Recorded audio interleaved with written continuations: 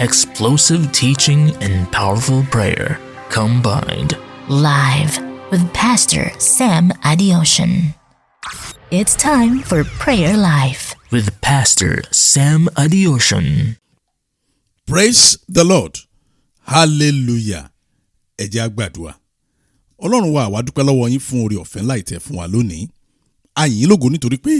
ẹ ràn wá lọ́wọ́ lẹ́ẹ̀kan sí láti parapọ̀ gbàdúrà. A dúpẹ́ o fún àwọn ẹ̀rí tá ti yá ń gbọ́ ní ìbẹ̀rẹ̀ ọdún tuntun. Jésù Kristi Olúwa ẹ gbà ọpẹ́ wa. A yìn orúkọ yín torí pé a ní yín. A sì dúpẹ́ torí pé a ò sí ní abẹ́ ìsìrú agbára òkùnkùn. Ayérayé Olúwa ẹ gbà ìyìn wa. Ògo ni fún Ọlọ́run lókè ọ̀run. Jésù Kristi Olúwa wa. Àmín. Tọ́ ẹ̀yin ọmọ Ọlọ́run, a máa tún dúpẹ́, a dúpẹ́ a yìn Ọlọ́run lógo fún oore ọ̀fẹ́ tuntun èyí tí a tún rí lónìí. Pàápàá tó ní jẹ́ ìparí oṣù tuntun. Ìgbà wo la ṣe happy new year náà? Ó dàbí àná yìí. So àti yaka 30 ọjọ́ ó lé kan nìyẹn.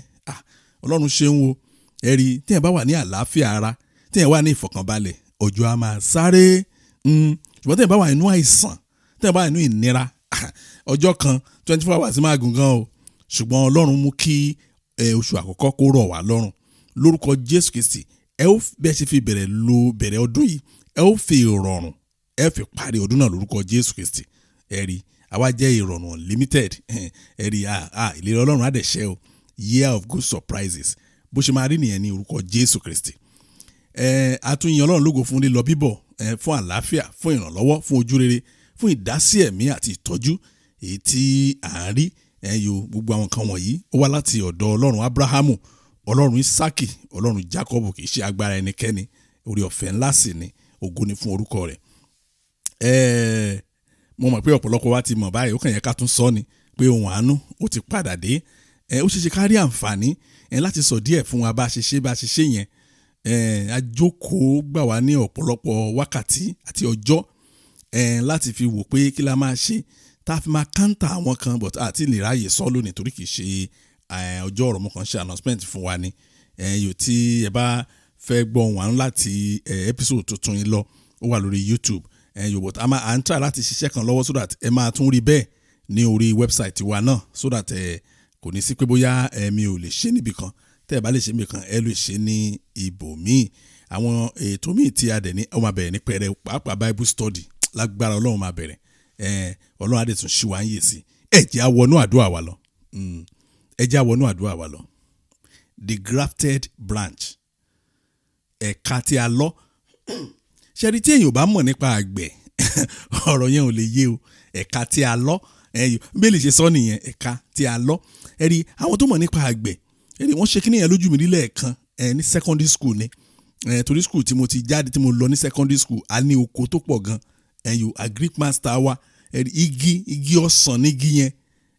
Wọ́n dẹ̀ lọ gé ẹ̀ka wá láti igi ọsàn tó máa ń korò yẹn,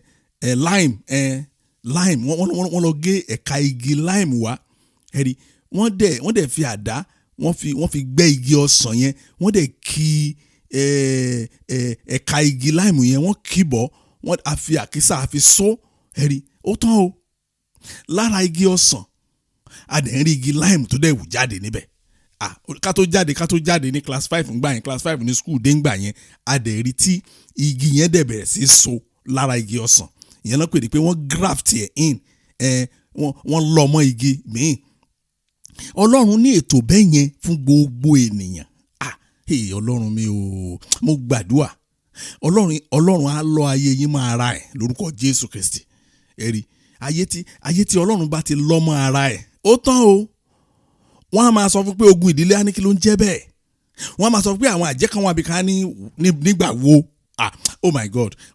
Àdúrà wa ta fẹ́ gbà lónìí lẹ́ẹ̀kan sí, á tún mú liberation wá sí àwọn ìhà kan nínú ayé wa lórúkọ Jésù Kristi. Bẹ́ẹ̀ yìí náà ṣe mọ̀ pé nínú àdúrà yìí, ibẹ̀ láti a tún ní ìmọ̀ tuntun. Kì í ṣe pé à ń gbàdúrà nìkan, a tún ní ìmọ̀ tuntun ká lè mọ̀ bá ti máa gbàdúrà. Irú ìmọ̀ yẹn àwọn ọmọ yìí Jésù orí náà fi bẹ Jésù pé Olúwa kọ́ wa bí a ti ń gbàdúrà. Òun ní ìmọ̀ àdúrà ló fà nǹkan tó fà nìyẹn. Nínú ìwé Romans chapter 11 verse 23, Romans 11:23, kí ní kan wà níbẹ̀ tó God. Ó ní àti àwọn pẹ̀lú bí wọn kò bá jókòó sínú àìgbàgbọ́, a ó lọ wọn sínú rẹ̀ nítorí Ọlọ́run lè tún wọn lọ sínú rẹ̀. Oh my God. ó ní and they also, if they do not continue in unbelief, we will grafted in, for God is able to graft them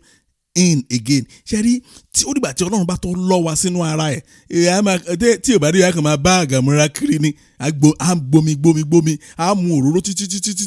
ẹ̀rí tí ò sí nǹkan kan à gbà wẹ̀ títí bóyá gan-an ti parí àwẹ̀ wọn tán gbà lọ́wọ́ báyìí ẹ̀yọ àwọn aláwẹ̀ ìbẹ̀rẹ̀ ọdún bóyá náà ti parí ẹ̀ báyìí tán ṣe bẹ̀rẹ̀ tọdún oh my God kí àfihàn wọn mò ń sòótọ́ fún wa ni mo kọ ẹ̀kọ́ bíbélì là ń kọ́ bíbélì ní tí a bá ti jókòó sínú àìgbàgbọ́ wa ó ní òun á kàn fà wá yọ fódà láàrin gbogbo ìdílé wa wọ́n á lọ́ wa sínú ara ẹ̀ àjẹpọ̀ tán Olúwa bẹ̀rẹ̀ sí mu á máa jẹ nínú Kristi a máa fa àdédùn mú látara Ọlọ́run fúnra ẹ̀ ẹ gbọ́ báwo ni irú ayé bẹ́ẹ̀ ṣe máa rí ṣe rí bíbélì ṣe clear tó oh God bí ọ̀rọ̀ Ọlọ́run ṣe clear tó ó ń yà mí lẹ́nu pátápátá wípé ọ̀pọ̀lọpọ̀ ìtọ́pọ̀jù láàrin àwa kìrìsìtẹ́nì a ṣetán láti gbọ́ ìdarí látọ̀dọ̀ Sátánì nípasẹ̀ àwọn ìránṣẹ́ Sátánì gbogbo tó kún gbòòrò lónìí ẹ gbọ́ kí lèèyàn nílò láyé ṣé ìbùkún ni ìrànlọ́wọ́ ìlera ìgbàlà bíbọ́ lọ́wọ́ ẹ̀mí òkun àti bẹ́ẹ̀ bẹ́ẹ̀ lọ ohun kan tá a ní ìdí Ọlọ́run kó ṣe fún wa ni pé kó lọ́ wa sínú ara ẹ̀ we only need God to graft us into himself ó tán o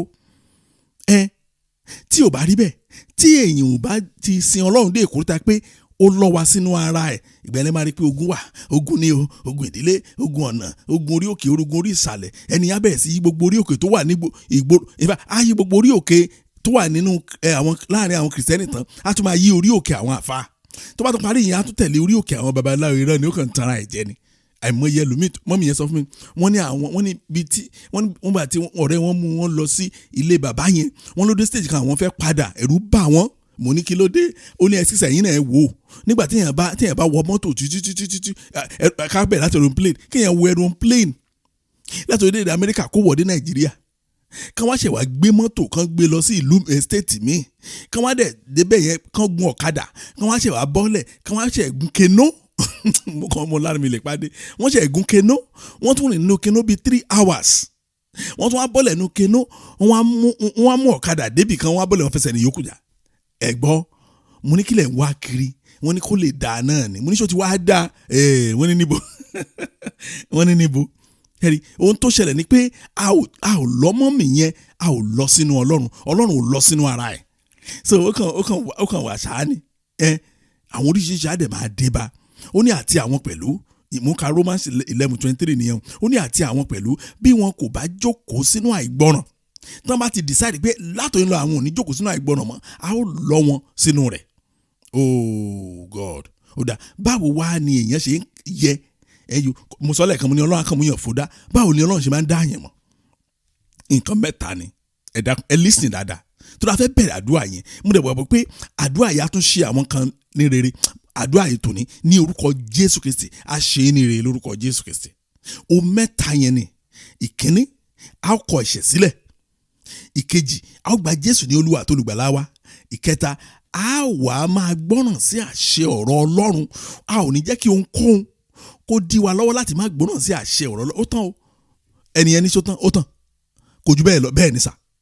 mọ́mì mo ní kò jù bẹ́ẹ̀ lọ ó tán o ṣùgbọ́n ó ṣe ẹ máa gbé ẹ máa ti sọ pé ẹ ń ṣe bẹ́ẹ̀ ẹ ní sùúrù torí mo fẹ́ ṣàlàyé fún yín irú kìrìsìtẹ́nì táwọn kìrìsìtẹ́nì òde òní irú ẹ̀sìn tí wọ́n ń sìn mo fẹ́ sọ fún wa lónìí ìkíní ni pé ẹgbẹẹgbẹ àwọn kìrìsìtẹ́nì lónìí wọn ò kọ ẹ̀ṣẹ̀ sílẹ̀ ẹ má gbàgbé ohun tó kó jẹ́ àkọ́ ni pé a ó kọ ẹ̀ṣẹ̀ sílẹ̀ ìyẹn níbi tí ìrònúpìwàdà ti ń yọ nìyẹn ìdí ẹ̀ ni pé ohun tí àwọn pásítọ̀ òde òní mi fẹ́ pé gbogbo wọn ní àgàmúra ṣùgbọ́n ohun tí wọ́n ń kọ́ àwọn èèyàn lónìí ni pé má bọ́dà nípa kíkọ ẹ̀ṣẹ̀ sílẹ̀ gbàgbé ẹ̀ ohun tó máa ṣáàdìmú ni anointing mi ìtọ́jú àbá ni pé òtọ́ tó wà bẹ́ẹ̀ ni pé teaching Sátánì ló ní teaching yẹn wípé má bọ́dà nípa ẹ̀ṣẹ̀ ṣáàmú anointing mi lò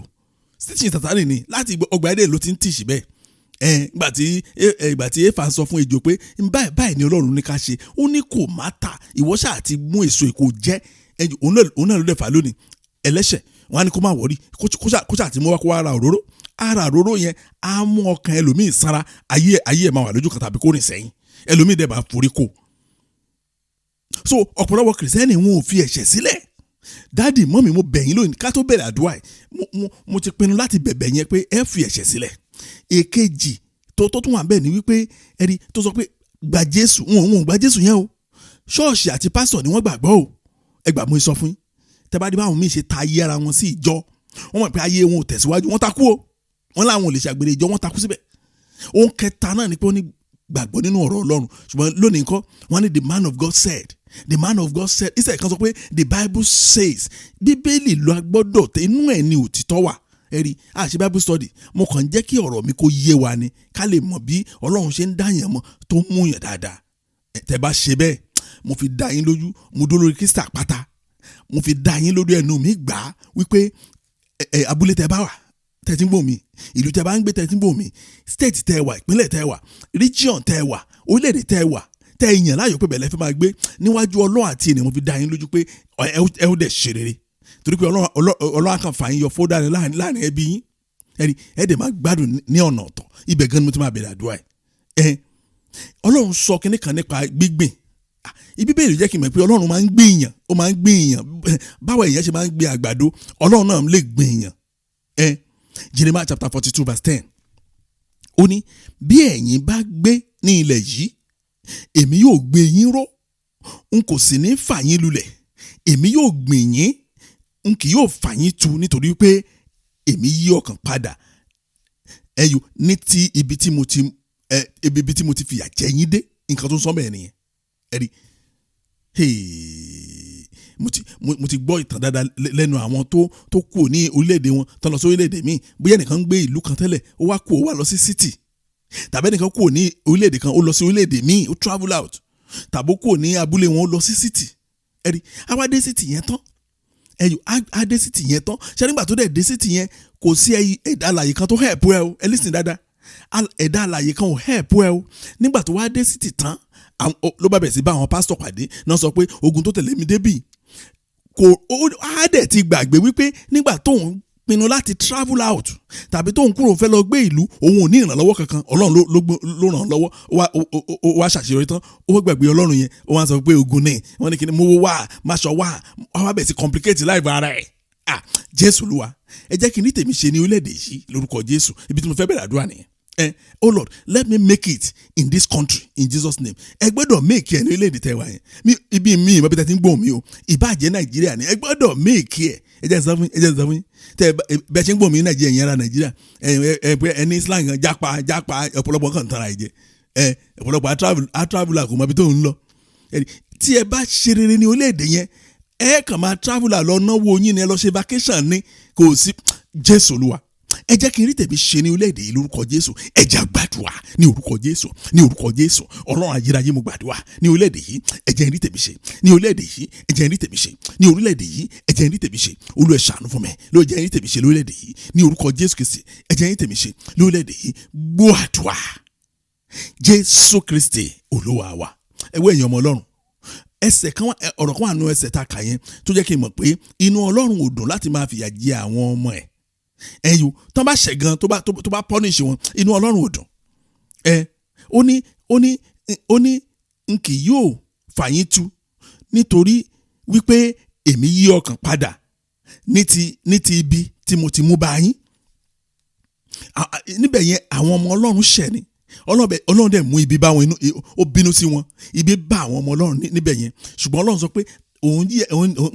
ó ti tó, òun fẹ́ tó, torí inú Ọlọ́run máa ń dùn tó bá ṣe eré fáwọn ọmọ ẹ̀ ni. Ìbéèrè tó wà ń bẹ̀ wá ni pé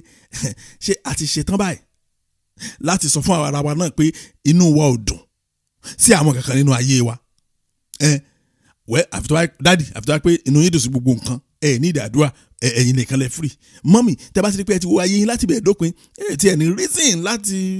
láti yẹ gbogbo nǹkan tẹ́ fà, ẹ ti ní gbogbo ẹ̀ tán, ẹ má bọ̀dà. Ṣùgbọ́n tí ì bá ṣe bẹ́ẹ̀, ẹ jẹ́ á sọ fún Ọlọ́run pé Jésù Olúwa, ẹ gbà mí lọ́wọ́ ìyà jíjẹ, ẹ mú mi gbilẹ̀ ní orílẹ̀-èdè yìí. Oh Lord, deliver me from suffering, establish me in this country. Ó jẹ́ dandan kí Ọlọ́run mú wa gbilẹ̀. Ìyà ò kì í ṣe omi ọbẹ̀. Màmá kan ló fi kọrin o, ó ní ìyà kì í ṣe omi ọbẹ̀. ìyà kìí ṣe gàrí ìjẹ̀bú bó ṣe kọ́ nìyẹn nígbà yẹn ó dàbí pé ó fọ́ ni ṣùgbọ́n òkodoro ọ̀rọ̀ ni a sọ fún Ọlọ́run Jésù Olúwa ẹ gbà mí lọ́wọ́ ìyà jíjẹ nínú ayé yìí pé ayé mi kọ ìyà ní orílẹ̀-èdè tí mo wà yìí màá gbilẹ̀ lórúkọ Jésù ní orílẹ̀-èdè táwọn ọmọ mi wà wọ́n á gbilẹ̀ lórúkọ Jésù Kristi ẹ jẹ́ á gbàdúrà bẹ́ẹ̀ ní orúkọ Jésù ní orúkọ Jésù Ọlọ́run ayérayé mo gbàdúrà Olúwa ẹ gbà mí lọ́wọ́ ìyà jíjẹ Olúwa ẹ gbà mí lọ́wọ́ ìyà Olúwa ẹ gbà ọmọ mi lọ́wọ́ ìyà Olúwa ẹ gbà ìdílé mi lọ́wọ́ ìyà ní orílẹ̀-èdè tí a wà lórúkọ Jésù Kristi á gbilẹ̀ àwọn ọmọ mi yóò gbilẹ̀ lórílẹ̀-èdè tán wà ayé mi yóò gbilẹ̀ lórílẹ̀-èdè tí mo wà ìdílé mi yóò gbilẹ̀ lórílẹ̀-èdè tán wà Olúwa mú mi gbilẹ̀ Olúwa mú mi gbilẹ̀ gbà mí lọ́wọ́ ìyà gbà mí lọ́wọ́ ìyà gbà mí lọ́wọ́ ìyà gbà mí lọ́wọ́ ìyà gbà mí lọ́wọ́ ìyà gbọ́ àdúrà Jésù Kristi Olúwa wa ó mà ṣe o ẹ jẹ́ ìtẹ̀ bèrè kan lọ́wọ́ yín ná á tún àdúrà yẹn gbà ni mo ṣe sọ pé ó mà ṣe yẹn torí mo rántí ọ̀rọ̀ kan ni jẹ́jẹ́ mọ̀ pé àwọn kan gbàgbọ́ pé gbogbo àwọn olówó wọ̀nyẹn òun ló ṣògùn owó tàbí kan kówó jẹ irọ́ ni o mi ò bá wọn gbàgbọ́ bẹ́ẹ̀ o mi ò gbàgbọ́ pé gbogbo àwọn tí Ọlọ́run bùkún fún tí wọ́n gbilẹ̀ gbogbo wọn kọ́ ló mà ṣògùn owó o mi ò gbàgbọ́ pé gbogbo wọn ló kówó ìjọba jẹ o mo gbàgbọ́ pé Ọlọ́run bùkún ẹlòmíì specially ni bẹ́ẹ̀ ni mo sọ fún yín Ọlọ́run gba àwọn yẹn pátápátá lọ́wọ́ ìyà oh my God ṣé ẹni tí a bá gbàdúrà èdè ìkórìtà kan àwọn ọmọ wa ò ní reason láti gbàdúrà yẹn mọ́ láyé wọn mo ń sọ̀tọ̀ fún yín àwọn kan wà tí n bá dárúkọ wọn mi fẹ́ dárúkọ ni tí n bá dárúkọ wọn gbogbo wa la máa mọ̀ wọn torí pé wọ́n gbajúgbajà káàkiri àgbáyé ọmọ irú àwọn wọ̀nyẹn kò lè gbàdúrà tá a gbà yìí ìdí ẹ̀ ni pé àwọn kan ti ṣiṣẹ́ ṣáájú àwọn ọmọ ni wọ́n ti ẹ̀yin náà jẹ́ ká ṣiṣẹ́ ṣáájú àwọn ọmọ wa ẹ̀rí ìtọ́wá pé àwọn òbí wa wọ́n ṣiṣẹ́ ṣáájú wa ni ayé wọn ò ní rí báyìí o ẹ gbà mo sọ fún yín bẹ́ẹ̀ ni mo sọ fún yín ọ̀pọ̀lọpọ̀ ẹlòmíì despite the fact pé màmá ẹ̀ mọ̀ pé kò níṣẹ́ á sì máa pè lórí fóònù kò sówó lọ́wọ́ mi o báyìí mo wá o kíní kan o iṣẹ́ wo ló ṣe fáwọn ọmọ wọ̀nyẹn kó tó máa béèrè owó lọ́wọ́ wọn tí wọ́n sọ pé ẹ̀yin lè bẹ̀rẹ̀ iṣẹ́ tuntun báyìí káwọn ọmọ yín lè gbé ìgbé ayé ọ̀tọ̀ prayer point wọn á yàtọ̀ kò ní sí pé bí àgàmúra kan fi wọ́n jẹun torí pé kí ló fà á torí pé Ọlọ́run ti gbọ́ àdúrà wọn dé ìkórìtà kan Jésù Olúwa Olúwa ẹ gbà mí lọ́wọ́ ìyà tọmọtọmọ ẹ gbà mí lọ́wọ́ ìyà tọkọtọkọ ẹ gbà mí lọ́wọ́ ìyà tayataya ẹ gbà mí lọ́wọ́ ìyà tìdílé ní orílẹ̀-èdè yìí a ó gbilẹ̀ ẹ jẹ́ á gbàdúrà bẹ́ẹ̀ ní orúkọ Jésù Ọlọ́run ayérayé mo gbàdúrà Olúwa ẹ gbà mí lọ́wọ́ ìyà ẹ gbà àwọn ọmọ mi lọ́wọ́ ìyà ẹ gbà ìdílé mi lọ́wọ́ ìyà ní orílẹ̀-èdè yìí lórúkọ Jésù a ó gbilẹ̀ ẹ tẹ̀síwájú àdúrà yẹn ẹ dákun ẹ má dúró dádì ẹ múra sí o ẹ̀yin gẹ́gẹ́ lẹ́kẹ́ gbàdúrà yẹn jù dádì ẹ gbà dáadáa mọ́mì ẹ yo bí dádì ò gbà ẹ̀yin ẹ tẹra mọ́ tí yín o torí pé ẹ ó jèrè àwọn ọmọ wọ̀nyẹn ẹ má gbàdúrà Olúwa ẹ gbà mí lọ́wọ́ ìyà gbọ́ àdúrà Jésù Kristi Olúwa wa Ọlọ́run mi o ní inú Bíbélì ǹjẹ́ jẹ́ mọ̀ pé Ọlọ́run sọ kinní kan fún àwọn ọmọ ẹ̀ oh God yeah now ṣé nǹkan tó sọ fún wọn yẹn ó ní ìdí pé káwọn ọmọ Ọlọ́run tó sọ fún kan bold torí pé ó wà risky he told them to do something which requires boldness and it is risky ó wà risky gan ṣùgbọ́n nígbà tí mo bẹ̀rẹ̀ sí ka ibẹ̀ dáadáa jẹ́jẹ́ mọ̀ pé àwọn ọmọ Ọlọ́run bó ṣe risky tó wọ́n gbègbèsẹ̀ lé lórí ìdí ẹ̀ ni pé Ọlọ́run ló sọ ọ́ tọ́lọ́ bá sọ̀rọ̀ fún yàn ìyá tètè ṣe kẹ́ ẹ má waste time olùyà kan máa waste ayé ẹ lọ ni now kí lọ́lọ́run sọ kàn ṣe ẹ̀yin náà rí i pé téèyàn ò bá ní gboyà kò lè ṣe Isaiah chapter 54 verse 2 Isaiah 54 verse 2 ó ní fẹ́ ibi àgọ́ rẹ lójú sí fẹ́ aṣọ àgọ́ rẹ kí ó sì gbòòrò sí má ṣe dá a dúró sọ okùn rẹ̀ di gígùn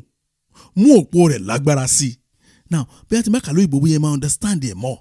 ó ní enlarge the place of your tent and let them stretch out the curtains of your dwelling do not spare lengthen your cords and strengthen your stakes. Oh my God. Àwọn tó máa gbégbèsè ọ̀rọ̀ yìí àwọn tó lọ́n ti dá ṣàtọ́tọ̀ ní o gbogbo èèyàn lè ṣe o ohun tó sọ fún wọn ni pé okay ilé tẹ̀ ń gbé yẹn ẹ̀yin ọmọ mi ẹ lọ expand ẹ̀ àgọ́ yín yẹn ṣe rí ẹrúùfù yẹn ẹ lọ fẹ̀ sẹ́yìn dáadáa tó pé Ọlọ́run fẹ́ fàyè gbà yín nìyẹn ó ní ẹ má dáwọ́ dúró ẹ má ṣojo ẹ má dúró ó ní ẹ jẹ́ kí foundation ṣe dáadáa èmi ni mo kàn ṣe fún kẹ́ lọ expand ṣe ló dàbí obìnrin bá mo ṣe lè ṣàlàyé nìyẹn ó dàbí obìnrin tí ò lóyún rí tí ò bímọ rí tí pásítọ̀ dẹ̀ gbàdúrà fún tó wá ní mọ́mì ẹ̀mí lọ́ọ̀ sọ fún mi lọ́lọ́ba pé kẹ́ ẹ lọ sí ọjà lọ́sẹ̀ yìí kẹ́ ẹ lọ ra nǹkan ọmọ kẹ́ ẹ rà kúnlé ṣe rí pé téèyàn ò bá ní ìgboyà kò lè take risk yẹn ó ti ṣẹlẹ̀ rí ni mo sọ mọ́mì kan bẹ́ẹ̀ rí ni lọ́dún yẹn lọ́hùn àgbà ọlọ́run dẹ̀ ṣiṣẹ́ lọ́dún yẹn oh God ó mà dá kéèyàn máa kí ọ̀rọ̀ ọlọ́run jáde báyìí kéèyàn dẹ̀ grab ẹ̀mí délé sọ mọ́mì yẹn a dẹ̀ gbàdúrà tán báyìí bá a ṣe gbàdúrà tán mo dẹ̀ fi ìgboyà sọ fún mọ́mì yẹn pé mọ́mì mo ní ẹ̀mí ọlọ́run bá mi sọ kankan ṣùgbọ́n mo pàṣẹ fún yín báyìí pé tẹ́ ẹ bá ti ṣetán lọ́sẹ̀ yìí ẹ lọ sọ́jà ẹ lọ ra gbogbo nǹkan ọmọ tó bá pé ọmọ unisex ni ẹ tí mọ bóyá ọkùnrin àbóbìnrin ẹ lè ra unisex tẹ́ bá dá yín lójú ẹ lè ra ọmọ tó bá aṣọ ọkùnrin tàbí aṣọ obìnrin ẹ lọ ra ní tí mọ́mì yẹn ṣe nìyẹn o kò tiẹ̀ ṣe pé mo ní lọ́sẹ̀ yìí ọjọ́ kejì òun ló kó nǹkan ọmọdé ó lóun ti lọ rà nìyẹn mo ní yẹn ó máa yá yín ó ní ẹ ti sọ ó lóun ti grab ẹ wọ́n dẹ̀ grab ẹ wọ́n dẹ̀ bímọ yẹn kódà nǹkan baby things ọkùnrin òní wọ́n rà ọmọkùnrin náà dẹ̀ bí àánú àwọn èèyàn máa ń ṣe mí nígbà tó bá wò kí pásítọ̀ yẹn kò ní ọ̀pọ̀lọpọ̀ á ní kí ni pásítọ̀ yẹn ní kẹ́ lọ mú wá kò ní kí n mú nǹkan kan wà ní o kò dàbí pásítọ̀ jẹun kó kú tẹ́ ẹ bá kọ́ débẹ̀ náà bíbélì máa tẹ̀ mọ́lẹ̀ wọlé tẹ́ bá tẹ bíbélì wọlé tán báyìí máa pò yìí lẹ́ẹ̀méje kẹ́ tó wọ ọ́fíìsì ẹ̀ ní nǹkan tá à ń fẹ́ nìyẹn ẹ wo during the fire conference mo sọ fún wa wípé tá a bá ń bọ̀ ká wá pẹ̀lú plan wa nǹkan tá a plan fún ọdún yìí ká kọ sílẹ̀ ká máa mú bọ̀ a dẹ̀ fi gbàdúrà ṣùgbọ́n a kàn fi gbàdúrà gbà yẹn ni o mo á ń sọ fún yín lé ní pé ẹ bẹ̀rẹ̀ sí implement tẹ́ kọ sílẹ̀ tẹ́ ti gbàdúrà sí yẹn tó dáa tó máa mẹ́nu bànú àdúrà a sọ fún Ọlọ́run pé bí Jésù Olúwa bí mo ṣe gbé ìgbésẹ̀ ìgbàgbọ́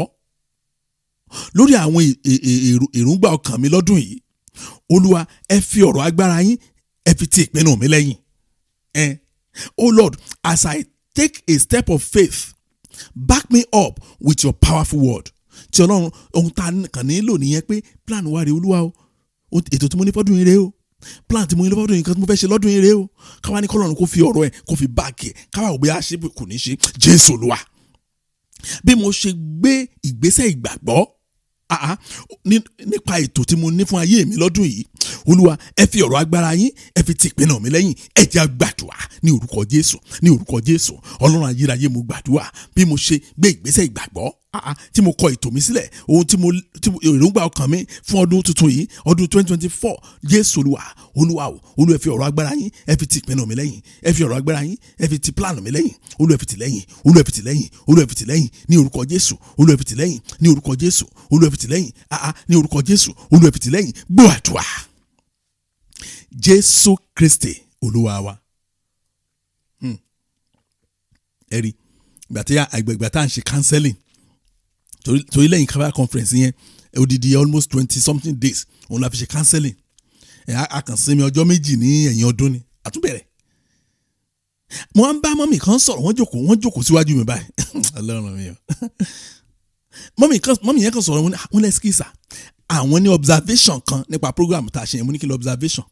wọ́n ní títa fi ṣe program ọjọ́ mẹ́ta tán ní ká mú mi wá tàbí ká mú ọ́ìlì wá mo ní yes wọ́n ló tán mo ní ó tán àṣà o kí ni èròǹgbà ọkàn yín tẹ́ fi sọ bẹ́ẹ̀ wọ́n ní tó bá jẹ́ pé àwọn ará bí ni báwọn ṣe mú mi wá mi ò mọ̀ bí yóò tọ́ ni o torí mi fọ́ sí wọn lọ́wọ́ rí yóò bọ̀ tà àwọn pásítọ̀ wa kan pásítọ̀ David wọ́n sọ bẹ́ẹ̀ wọ́n ní òótọ́ ni ó ń ṣẹlẹ̀ náà wọ́n sọ ìrírí wọn mo ní nínú ayé yìí wọ́n ní báwọn wọ́n ní kò kí làwọn kí ni wọn nìkan mú wá wọ́n ní Jimmy kìíní wọ́n ní kọ́ mo lè jẹ́rìí àwọn èèyàn tẹ́ ẹ bá ń bọ̀ lọ́la ẹ ń gbé omi dání o oh my goodness ẹ rí àwọn èèyàn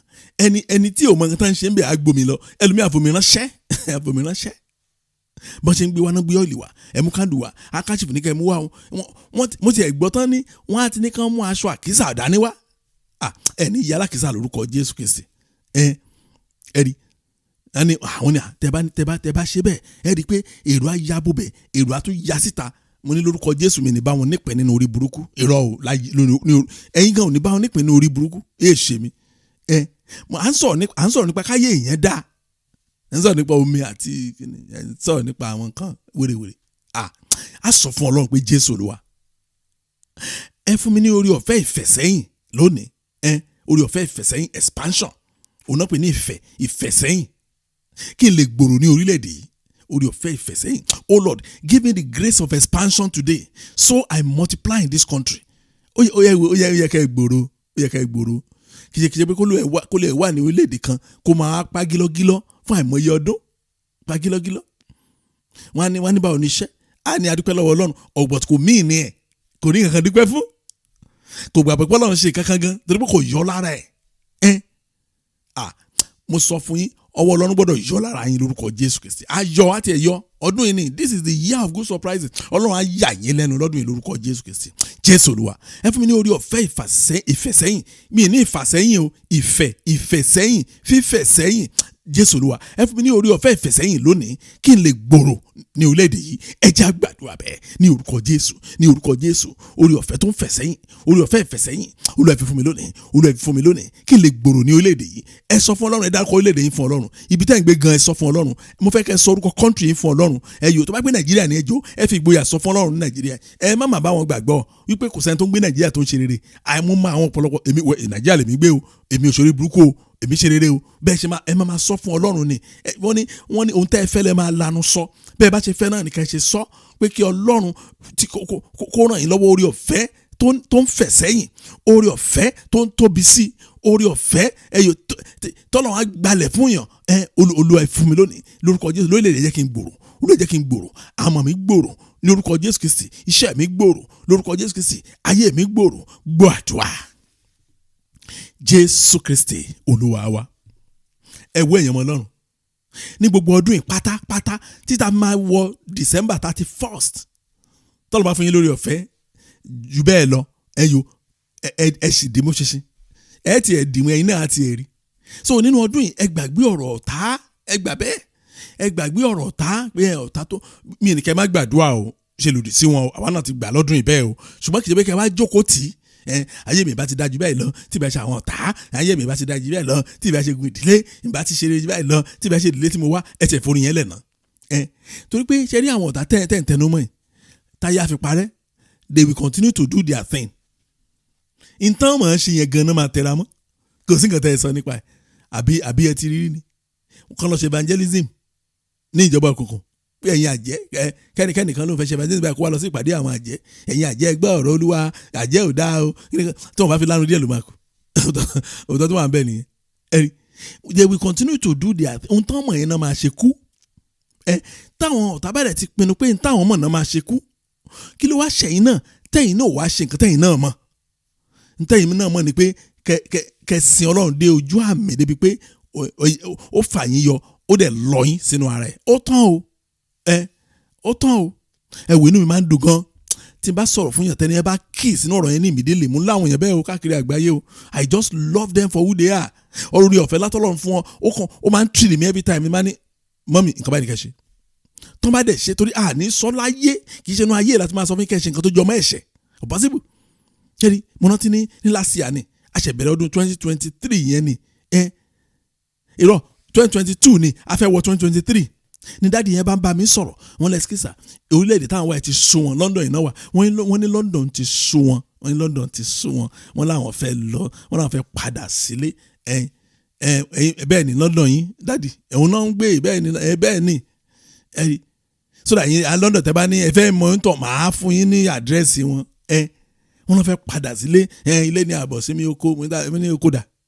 wọ́n ní oko làwọn ti wá ilé ẹlẹ́jọ́kọ̀ ẹ sọ mí àwọn ọ̀rọ̀ táwọn pásọ̀ yín sọ fún yín kán lè gbowó lọ́wọ́ yín bá yín kọ́ lè wèrè kan ẹ gbàgbé ẹ ṣàfẹ́ padà wọn níbẹ̀ ni kí lè wá sọ fún mi fún wọn ní kí n gbàdúrà fún wọn ó jà gbàdúrà àwa gbàdúrà tán mo ní dáàdi mo ní ẹ̀mí lọ́nà ẹ̀ tẹ́ bá lè dúró yò pé òun máa mú yín gbòòrò dáàdi yẹn kọ́ wojú mi wọ́n ní ṣé wọ́n ní sọ àwọn sọ iye ọdún táwọn ti ń gbèlú ìfún mi mo ní ọdún mélòó wọ́n ní 19 mo ní ntẹ́ ọ̀mí lọ́nà sọ fún mi lè fi sọ èmi ò mọ bóyá Ọlọ́run consider ayé àtẹ́ lò ṣùgbọ́n bí tí mò ń lọ rèé wọ́n dúró mo ṣe ń bá yín sọ̀rọ̀ yìí 19 years tí wọ́n ti lò tẹ́lẹ̀ yẹn ṣáájú 2022 yẹn tí wọn ò rí iwájú wọn ò rẹ́yìn wọ́n wà frustrated náà ṣe láwọn padà sí ìlú wọn o bá a ṣe ń sọ̀rọ̀ wọ́n ti ra lé wọn wọ́n ra àwọn tán ní ká wá sílé wọn wá bá wọn gbàdúrà tán sọ pé how come mo lé mi ò mọ how come èdè ìwé yẹn ti pọ̀ jù mí lọ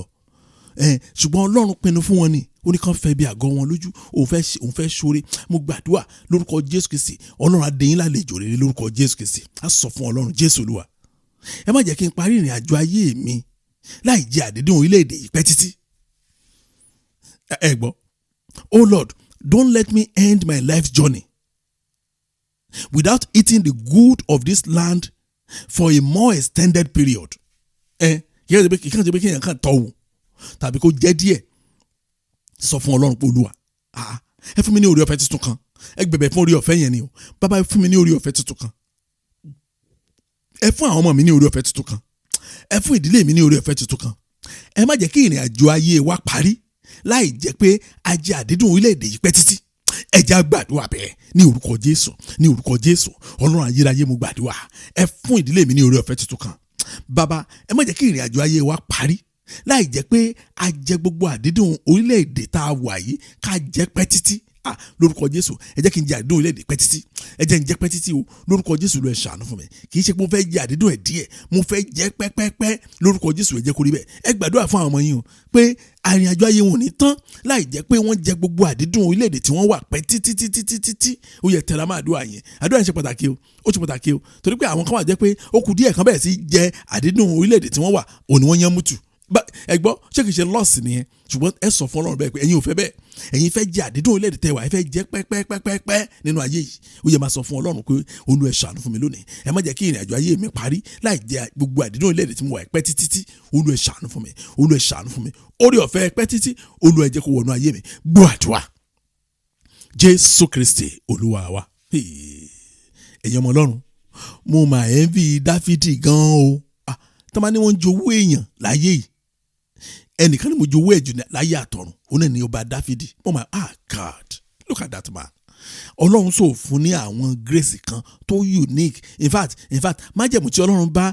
Abraham dá wẹ́wẹ́ lẹ́gbẹ̀ẹ́ májẹ̀mú Dáfídì ó wẹ́ májẹ̀mú Dáfídì ó ti ní agbára jù ẹ tún wá wò Ọlọ́run yẹn ó tún wá fún Dáfídì ní kọ́kọ́rọ́ kan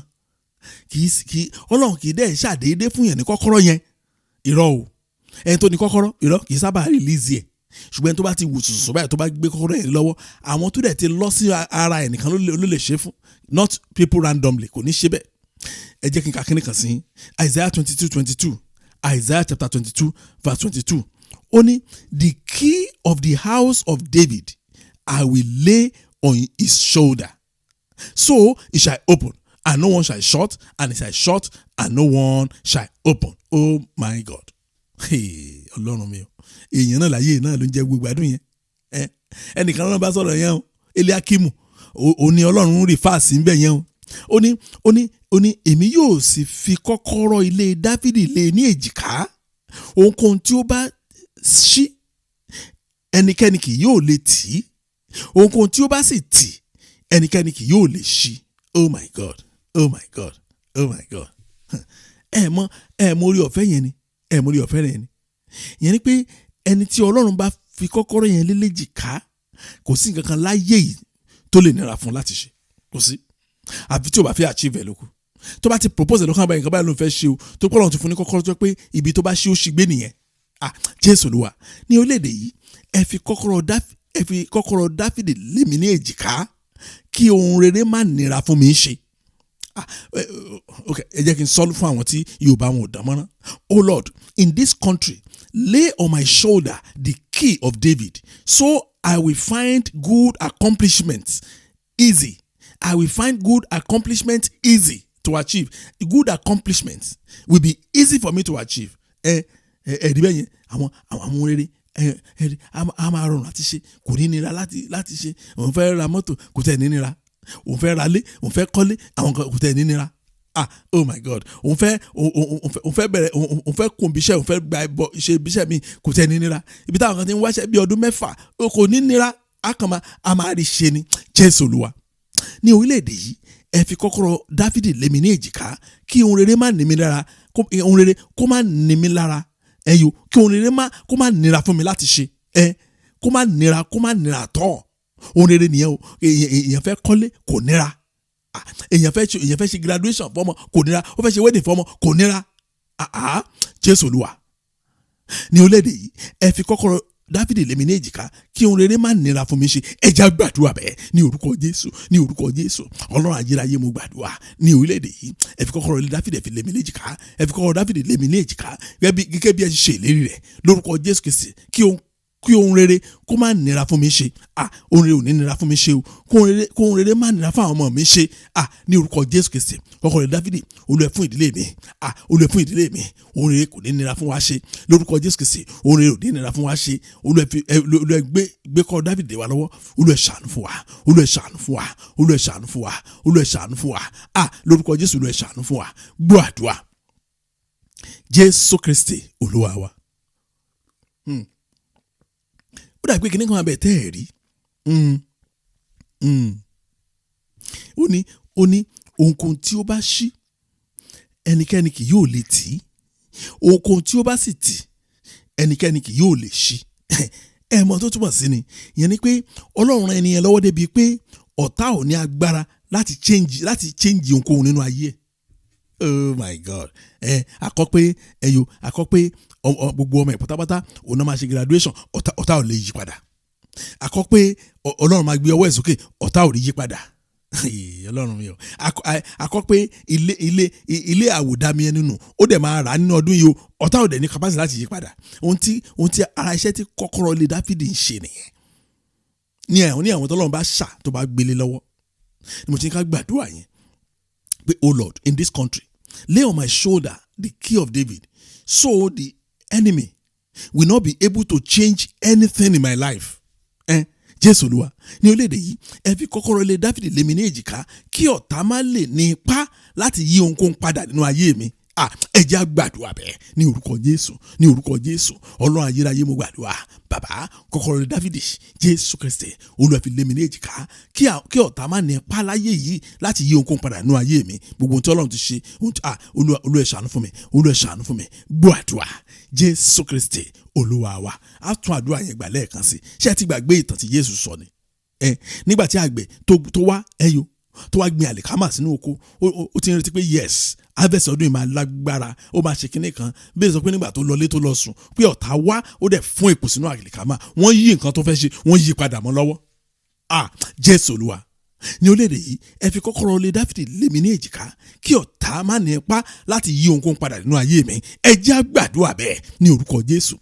Jésù Ọlọ́run ayérayé mo gbàdúrà bàbá ní orílẹ̀-èdè tí mo wà yìí Olúwa ẹ fi kọ́kọ́rọ́ Dáfídì ẹ fi lé mi ní èjìká kí ọ̀tá má ní ipá láti yí ohunkóhun padà nínú ayé mi lórúkọ Jésù Olúwa ṣàánú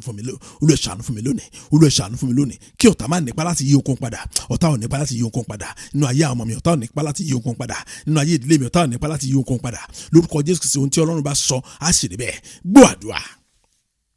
Jésù Kristi Olúwa wa. Ẹ wo ó ti pẹ́ tí mo ti realize ẹ̀ pé àwa kìrìsìtẹ́nì à ń fi àdúrà Jábésì à ń fi ń ṣeré ó ti pẹ́ mo ti realize bẹ́ẹ̀ o tí wọ́n fẹ́ gbàdúrà Jábésì máa kàn wò títí tán bá ń sọ ma ní ó mà ṣe o ní àdúrà téèyàn gbà tí Bíbélì sọ pé Ọlọ́run sì gbọ́ ẹnìkan gbà Ọlọ́run Bíbélì sọ pé only so God granted him what he requested. Nígbà tó gbàdúrà yẹn tán àwọn kìrìsìtẹ́nì wa gbà àti ẹ̀rí nǹkan kan tó fà á ni pé ṣáàtì ẹ̀ farabalẹ̀ wo àdúrà yẹn dáadáa ó adẹ̀ ti mọ̀ lórí o ẹni Jábésì ṣe ọlọ́lájú àwọn ẹgbẹ́ rẹ̀ lọ ó ṣe ọlọ́lájú àwọn arákùnrin rẹ̀ lọ ó tún ṣe kíní kan ó wá gbàdúrà pé wọ́n ní oh my God in fact àrí àwọn pásọ mi tó máa skip ọ̀rọ̀ yẹn wọn ò ní òye ohun tí Bíbélì ń sọ mẹ́ yẹn pé ó ní ọlá ju àwọn arákùnrin rẹ̀ lọ wọn ò mọ nǹkan tí wọ́n ń sọ mẹ́ rárá mo ti gbọ́ ọ̀pọ̀lọpọ̀ onísọjírí tí wọ́n sọ pé Jábésì pé mistake ni ọ̀rọ̀ yẹn ó lọ́lá ta ló lọ́lá ọmọ ìbànújẹ́ gbórúkọ ẹni ìbànújẹ́ ẹ̀wọ̀n á ló lọ́lá ọlá ń dà ọlá àbànújẹ́ ló ní nìyẹn wọ́n rò pọ̀. Ó dà ẹ jẹ́ ká lọ ka àdúrà ẹ̀ ká fi yẹn lẹ̀, but màá sọ fún wa ní kókó lónìí pé kì í ṣe owó òun ló ń jẹ Jábésì níyà. Irọ́ o bí tá a bá lọ wo original meaning ó lọ́lá ju àwọn arákùnrin rẹ̀ lọ, ó lọ́lá náà mí nìyẹn o, ó lówó jù wọ́n lọ, orí ṣe jù wọ́n lọ. Kì í ṣe pé wọ́n náà kì í ṣe owó ló ń jẹ níyà àtọ́. Ohun tó ń jẹ níyà ni pé ohun rere ò dúró lọ́wọ́ ẹ̀. Màá túmọ̀ nǹkan tí mo mìíràn fún wa, ohun rere kò dúró lọ́wọ́ ẹ̀. Oh my God. Ṣùgbọ́n tá a bá bẹ̀rẹ̀ sí gbàdúrà yẹn a máa pín ìgbà torí àkókò wa. Ẹ̀rí 1 Chronicles chapter 4 verse 10 ó ní àdúrà Jábésì wà. 1 Chronicles chapter 4 verse 10 ó ní Jábésì sì kígbe sókè sí Olúwa Ọlọ́run Ísírẹ́lì pé kí ìwọ kí ó bùkún fún mi ní tòótọ́, kí ìwọ kí ó mú agbègbè mi tóbi, pé kí ọwọ́ rẹ kí ó wà pẹ̀lú mi, kí o sì pa mí mọ́ kúrò nínú ibi, kí èmi kí ó lè ní ìdáǹdè kúrò nínú ìnira. Ọlọ́run sì gbọ́ ohùn ẹ̀bẹ̀ rẹ̀. Tí má bèèrè wọ́n pé prayer point mélòó àmbẹ̀ kì í ṣe 5 o, 4 péré ni. Ẹ jẹ́ ká sáré mú prayer point 4 yẹn ká tó lọ gbàdúrà nù wa. Ẹ jẹ́ prayer point 4 yẹn. Ó ní that you will bless me indeed. Tẹ́ ẹ bá wo bẹ̀yẹn dáadáa ẹ̀ ní kí ló tún ní ìdí gan. Nígbà tá a sọ pé ó lọ́lá ju gbogbo àwọn arákùnrin ẹ̀ lọ, àdúrà àkọ́kọ́ prayer point àkọ́kọ́ ni pé kí ìwọ kí ó bùkún fún mi ní tòótọ́. So kò lówó, ṣé kò tún lówó ni? No. Ohun tó fà ní pé ìtumọ̀ tá a fún ìbùkún láyé tá a wà yìí ó yàtọ̀ sí ìtumọ̀ táwọn fún ìbùkún láyé ìgbà tiwọn, ó yàtọ̀ pátápátá. Ohun tí bẹ̀yẹn ń sọ ni peace of mind, ìbàlẹ̀ àyà, ìsinmi ọkàn. Tó nígbà tí ìbàlẹ̀ àyà àti ìsinmi ọkàn bá wà, orí tẹ̀síwájú máa ń dé báyàn. Tó ń béèrè bẹ́yẹn nìyẹn. A sọ fún Ọlọ́run pé Jésù Olúwa, ẹ jẹ́ kí n ní ìrírí ìbùkún ní tòótọ́. Ẹgbọ́n kí ni ìtumọ̀ ìbùkún? Tó pé àìsàn lèèyàn fi ń gbọ́. Ara ìṣòro Jábésì nìyẹn, kì í ṣe pé kò ní ìbùkún yẹn, àìsàn ló fi ń gbọ́. Àti iṣẹ́ owó kò ní lára, ṣùgbọ́n ó lè ṣe tán báyìí káwọn amúrọ̀bá gbà lọ́wọ́ ẹ̀. Ntí Bíbélì try ti jẹ́ kárí nìyẹn. Oh Lord, let me have an experience of true blessing. Ìbùkún ní tòótọ́. Kéèyàn ní 1 million naira, ṣùgbọ́n kò sówó hospital nù ẹ̀, kò sówó lọ́yà ńbẹ̀, kò sówó amúrọ̀bà ńbẹ̀, kò sí ajajẹ nínú owó ọbẹ̀. Ẹ rí i pé a plan fún adẹ́rì fi ṣe nǹkan. Ṣùgbọ́n tẹ́yìn bá ní 10 million, bí first born ṣe ń lọ hospital lẹ́nìí, ọjọ́ tán release first born, second born òun ló replace ẹ̀ lórí bẹ́ẹ̀dì ẹ̀. Wọ́n tún ṣe bẹ́ẹ̀ tán o, ìyá ọmọ wọ̀nyẹn ti ṣe wàhálà débi pé ìgbà tí wọ́n discharge ọmọ kejì báyìí òun gan kàn fọ́ sí kíni. Bàbá dẹ̀ ń ṣiṣẹ́ lọ, dẹ̀ náwó lọ. Nǹkan ìṣòro Jábésì nìyẹn. Kì í ṣe àti rówó yẹn ní ìṣòro yẹn. Kò ní ìrírí ìbùkún ní tòótọ́.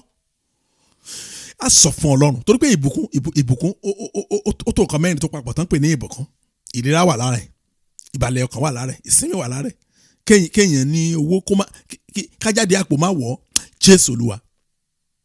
ẹ jẹ́ kí n ní ìrírí ìbùkún ní tòótọ́ lọ́dún yìí mo fẹ́ ní ìrírí ìbùkún ní kí náà pè ní ìbùkún gangan ní tòótọ́. Olúwa ẹ fún mi ní oore ọ̀fẹ́ tó ń rí ìbùkún ní tòótọ́ nínú ọdún yìí. Ẹ jẹ́ a gbàdúrà bẹ́ẹ̀ ní orúkọ Jésù Ọlọ́run ayérayé, mo gbàdúrà nínú ọdún yìí mo fẹ́ ní ìrírí ìbùkún ní tòótọ́. Olúwa ẹ jẹ́ kí n ní ìrírí ìbùkún ní tòótọ́. Àwọn ọmọ mi ní ìrírí ìbùkún ní tòótọ́ ní orúkọ Jésù. Ìdílé mi ní ìrírí ìbùkún ní tòótọ́ lórúkọ Jésù. Ẹ fi ọkàn wa balẹ̀ nínú ìbùkún, ẹ fi ọkàn wa balẹ̀ nínú ìbùkún lórúkọ Jésù. Ẹ fún wa ní ìlera nínú ìbùkún lórúkọ Jésù. Ẹ mú ayé wa tẹ̀síwájú nínú ìbùkún lórúkọ Jésù. A ò ní rí ìjàmbá nínú ìbùkún lórúkọ Jésù Kristi. A ò ní rí rògbòdìyàn. Olúwa ẹ ṣàánú fún wa, ká ní ìrírí ìbùkún ní tòótọ́. Ẹ jẹ́ ká ní ìrírí ìbùkún ní tòótọ́. Ẹ ṣàánú fún wa, ẹ jẹ́ ká ní ìrírí ìbùkún ní tòótọ́. Gbọ́ àdúrà Jésù Kristi Olúwa wa. Prayer point kejì tí Jábésì gbọ́ ní kí ìwọ kí ó mú agbègbè mi tóbi. Àwọn kan ní kí ìwọ kí ó sọ agbègbè mi di ńlá. The same thing ni enlarge my territory. Ṣé rí tí Ọlọ́run bá sọ agbègbè yẹn di ńlá, ohun tó túmọ̀ sí ni pé Ọlọ́run fi nǹkan ńlá dán wa wò. Jésù Kristi, Ọlọ́run mi o, mo mọ àwọn èèyàn kan tó jẹ́ pé tí wọ́n bá ní owó yẹn wọ́n mọ̀ bọ́n ṣe lè ná fún ìtẹ̀síwájú iṣẹ́ Ọlọ́run. Ẹ ti gbàgbé àwọn àdúrà tá a máa ń gbà ní pé Olúwa fi dán mi wò, Olúwa fowó dán mi wò. Bàbá kan ló ní ká gbàdúrà yẹn gbà tá a wà lọ́dọ̀. Àmọ́ túmọ̀ ń gbà yàn rẹ́rìn. Wọ́n wà tá a dàgbà tán yẹn ó yé wa pé kọ́ olúwa fi owó dán mi wò bóyá wọn ò ní fi gbé iṣẹ́ rẹ̀ lárugẹ mo ní kí ni wíwé lè ìdánwò bá tó bá fi hàn lówó kó fi hàn lówó tó ní kó máa dán yẹ̀wò lówó pé lọ́jọ́ kò yé wa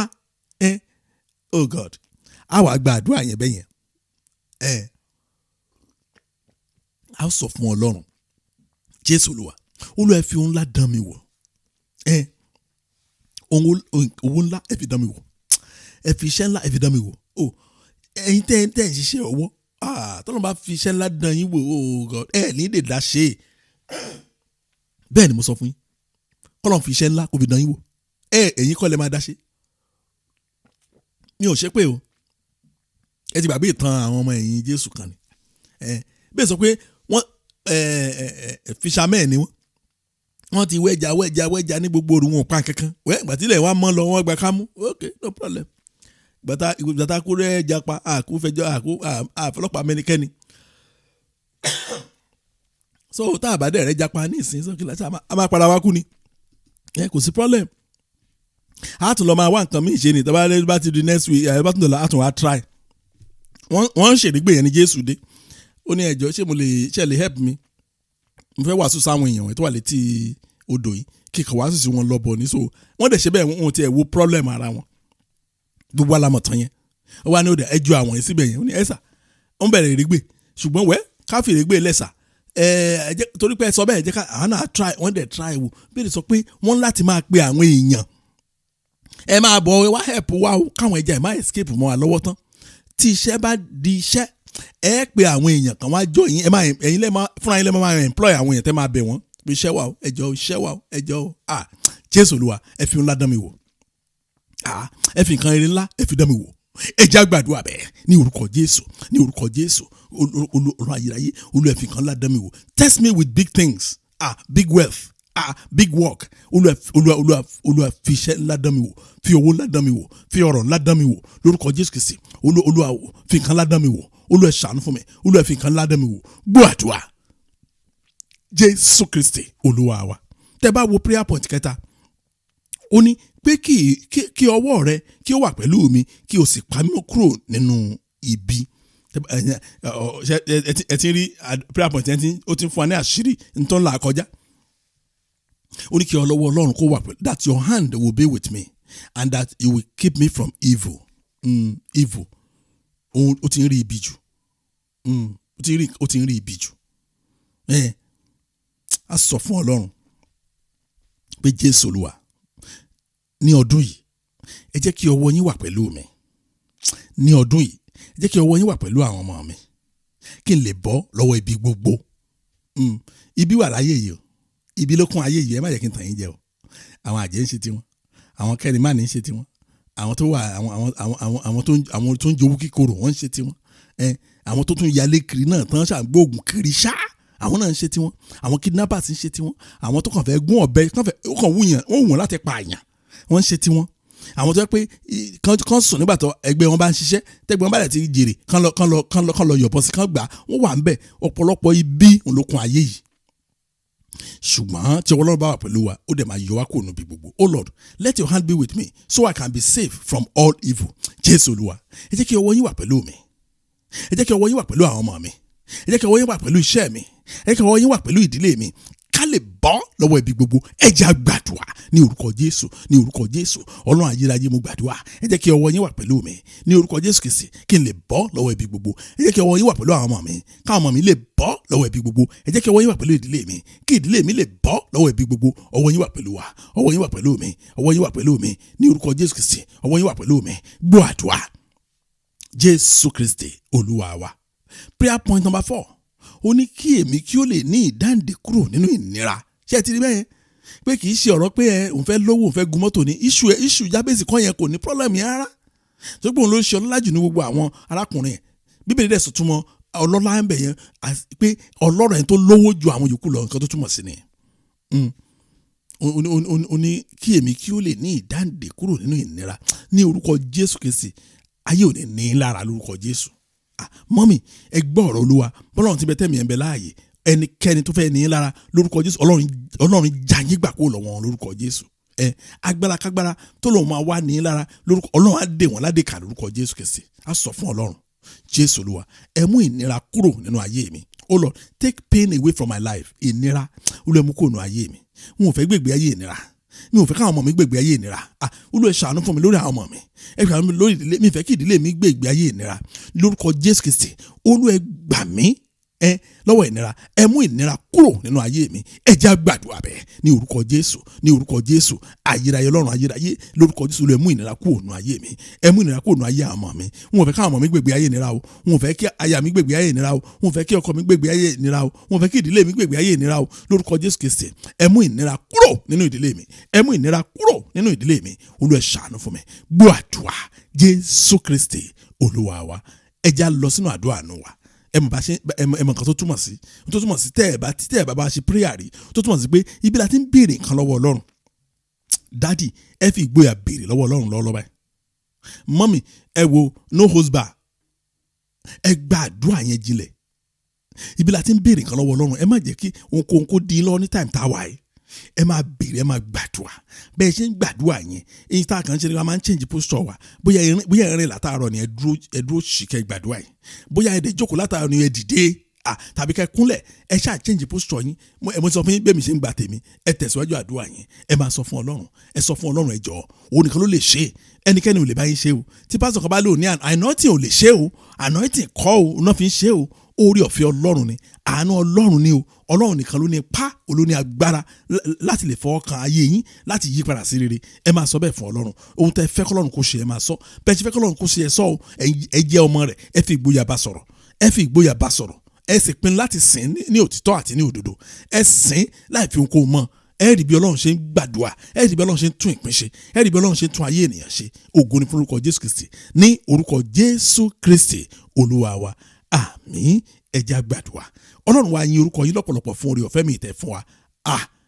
Àgbàtà tún wọ oṣù tuntun. Ẹ rí ìyanu yẹn. Ìgbàtà bẹ̀rẹ̀ àdúrà yìí oṣù January la wà. Nígbàtà máa parí àdúrà la bá bọ́ sí February. Irú agbára ńlá wo ló tún ṣe yẹ fún wa. Bàbá Olúwa ẹ gba ọpẹ́ wa. Èyí mọ̀ pé bóyá time tí yín yàtọ̀ ní ọ̀dọ̀ tí yín ìyẹn èmi mọ̀ bẹ́ẹ̀ o. Àwọn mi ò tí ì bọ́ sí February mo ṣe ń sọ yìí o. Ṣùgbọ́n àwa ní ìrí ẹ̀ lọ́dọ̀ wa ni mo ṣe ń sọ. Mo gbàdúrà fún yín pé ní orúkọ Jésù Kristi. Ọlọ́run yóò lọ yín sínú ara rẹ̀ lórúkọ Jésù Kristi. Ọlọ́run èyí tó mú kí èèyàn gbòòrò ní ilẹ̀ àjèjì lórúkọ Jésù yóò mú ayé yín gbòòrò lórúkọ Jésù Kristi. Ọlọ́run tó fún yẹn ní ìsinmi lórúkọ Jésù Ọlọ́run yóò fún yín ní ìsinmi lórúkọ Jésù Kristi. Mo ní bí Ọlọ́run ti bẹ́tẹ̀ mi ẹ̀ bẹ́ láàyè Ọlọ́run yóò mú gbogbo ìnira kúrò nínú ayé yín lórúkọ Jésù Kristi. Ìnira nípa ti àìsàn, ìnira nípa ti ọ̀rọ̀ ọmọ, ìnira nípa ti iṣẹ́, ìnira nípa ti ọ̀rọ̀ ayé ènìyàn lórúkọ Jésù Kristi. Ẹ ò ní ìrírí ìnira nínú ayé yìí lórúkọ Jésù Kristi. Mo gbàdúrà fún yín pé bọ́lọ́run ti ń bẹ tí ẹ̀mí ẹ̀ bẹ láàyè Ọlọ́run yóò gbé yín sínú ara rẹ̀ lórúkọ Jésù Kristi. Kọ́kọ́rọ́ Dáfídì, oh God, Ọlọ́run yóò fi lé yín ní èjìká kí ayé yín kó lè mú májẹ̀mú tuntun bẹ̀rẹ̀ nínú ìdílé yín. Bẹ́ẹ̀ ni ó ṣe yín lórúkọ Jésù Kristi. Mo ní ọkàn yín balẹ̀. Mo ní Ọlọ́run ṣe yín lógo. Mo ní Ọlọ́run tún ayé yín ṣe. Ògo àti ẹwà Ọlọ́run yóò bù jáde nínú ayé yín. Ògo àti ẹwà Ọlọ́run yóò bù jáde nínú ayé àwọn ọmọ yín lórúkọ Jésù Kristi. Agbára wà láàyè Ọlọ́run lójoojúmọ́ a máa ṣiṣẹ́ fún yín. Bọ́lọ́run ti ń bẹ tẹ́mi ẹ̀ ń bẹ láàyè. Ẹ ò ní ìdí láti sunkún nínú ayé yìí. Ẹ ò ní ìdí láti ṣọ̀fọ̀ lórúkọ Jésù Kristi. Ẹ ò ní ìdí láti fẹsẹ̀ jẹlẹ̀ lórúkọ Jésù Kristi. Ẹ ní ìdí láti payín kékeré lórúkọ Jésù Kristi. Ẹ ó máa yin Ọlọ́run ṣá. Ẹ ó máa sọ èrí ṣá. Ẹ ó máa láyọ̀ ṣá. Because this year is our year of good surprises. God will bring surprises along your way every day of your life in the mighty name of Jesus Christ. Yẹn ni pé ohun ìyanu, ohun àyìnlógo, ohun téèyàn jó sí, ohun téèyàn yọ̀ sí, ohun téèyàn ní kábíyèsí rẹ̀ Ọlọ́run lójoojúmọ́ sí lórúkọ Jésù Kristi. Ọlọ́run yóò mú wá síwájú lórúkọ Jésù Kristi. Tàbí ohun tó dà pé oúnjẹ yín níyà tàbí tó ń dùn yín tàbí tẹ́tí ń bẹ Ọlọ́run fún ní ọjọ́